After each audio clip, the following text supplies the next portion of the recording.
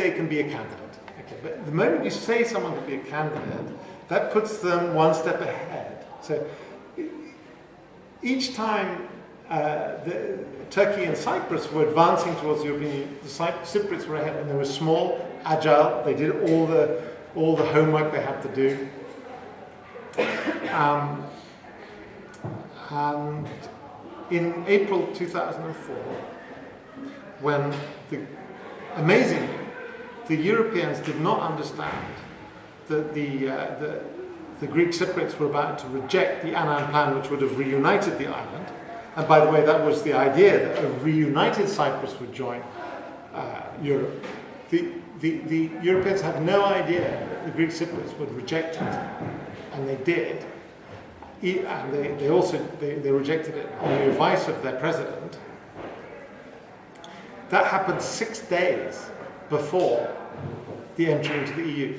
And in those 6 days, the EU should have said, hang on, let's think about this again, Cyprus. Sorry, but we were expecting a whole island. We can't accept a divided island.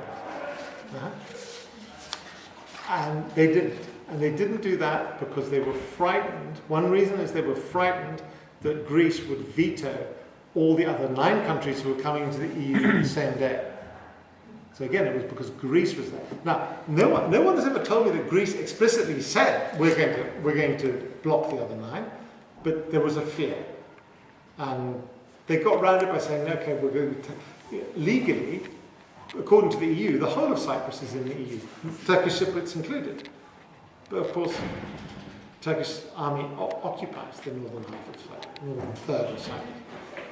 So you have a divided island, and it's a big mess. But just before blaming Europe and the Greek Cypriots and Greece, which you're free to do, but just remember that Turkey also played a part. For 30 years, they occupied that under a man called Rauf Denktash, an incredible guy, great, amazing person to meet and talk to, incredibly intelligent, but hard as nails. He did not want to see the Greek Cypriots ever again in that part of the island because of his experiences in the 50s and 60s. And the discrimination that was practiced on him as a young boy, as a teenager, as a man. And he had, for 30 years, managed to make it incredibly difficult for there to be a settlement, a reunification of the island.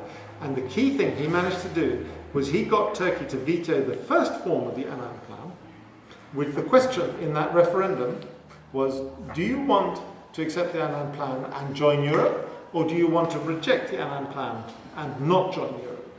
2 questions. Turkey vetoed that version of the plan. So Turkey could have kept the Cypriots out at that stage. But unfortunately, Turkey did not read the signals right. And they thought they could veto that, but no way could the island get in unless it was on their terms, but they were wrong. And now we're really stuck with a bad situation. But I'm really talking a lot, I'm sorry. Yeah.